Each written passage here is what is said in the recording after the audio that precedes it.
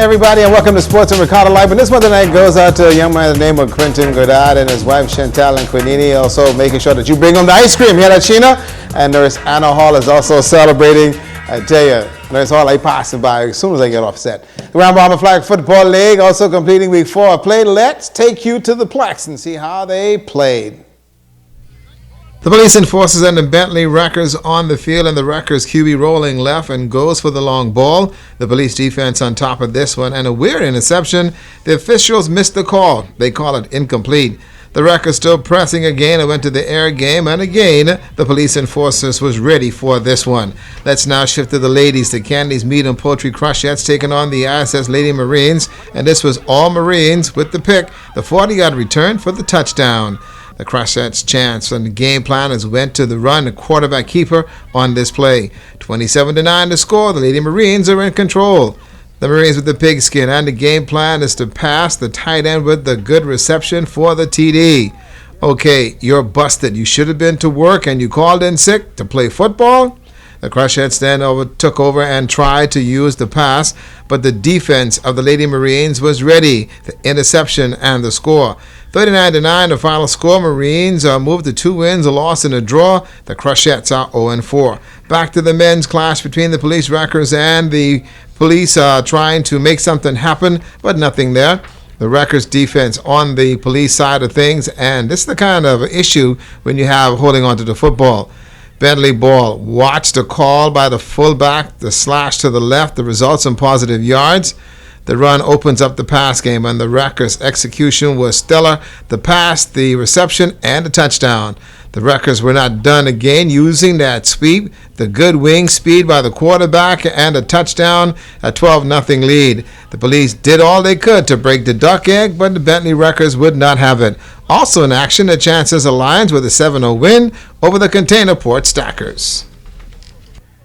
And they're playing it on Sunday, but the YMCA football program has an exciting Saturday plan for players. They're calling it the best of the best. Our Kimberly Mullings will fill you in. The YMCA's Flag Football League began in March, and now they're taking the best of their female players and youth players and teaming them up to go head-to-head against one another. We took the 4 teams and made 2 for the youths, and we did the same thing with the adults. 4 teams and make 2, so we can have just the best set or the more improved players on the field. Program monitor at the YMCA, Stafford Albury, says there will be an exciting Flag Football Ladies Challenge that day, open to all over 18. You can come and compete either as a quarterback, punt returner, a field goal kicker, or if you have good hands you think you can catch, then you can come out on Saturday and be a part of the competition. Executive Director of the YMCA, Karen Pinder-Johnson, says Saturday promises to be a good time for all. We're very, very thankful to Frank's Ice Cream for coming on board and being the sponsor. We're going to have some ice cream here for the kids, bouncing castle, some music, and then, of course, we have awards for the overall performance. Kimberly Mullings, ZNS Soul Sports. Starts tomorrow around about, say, 12 noon. Make sure you guys go and check it out. It's going to be a good one. It's going to be great. Also, the track and field activities on Grand Bahama was absolutely fantastic. It was actually a sports festival.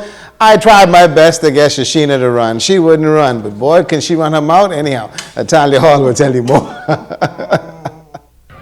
The Grand Bahama Athletic Association Track and Field Festival, dubbed a huge success, with over 300 athletes from the Bahamas participating. The track stars racing for first place in the various categories, with the crowd cheering them on.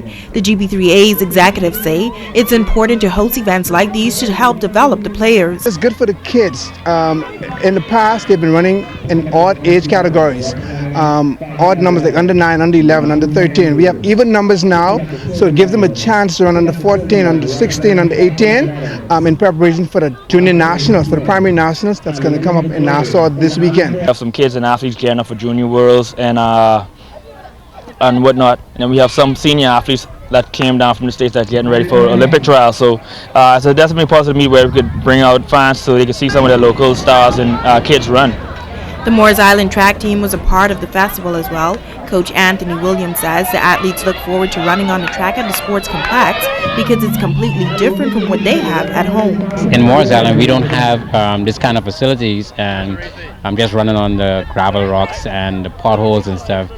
coming here is it's like a dream for them, and they desire this kind of stuff, and this help them to become more excited about the sports, and they would perhaps go much longer in it. Former Olympian and hurdles coach Sylvanus Hepburn was among those in attendance, and he says it feels great to be back at home. 20 years ago was never like this, and I am so proud to be a part of it, the development over 20 years of running track and representing the Bahamas, and to see this today, I'm very excited. Organizers say next year is expected to be even bigger and better. It's Halia Hall, ZNS Total Sports. And all those hot shots are down in Nassau, the Poncho Ramming Track and Field Primary School Championship. Sheena, he is also a Kappa. Take that. That's a look at sports tonight.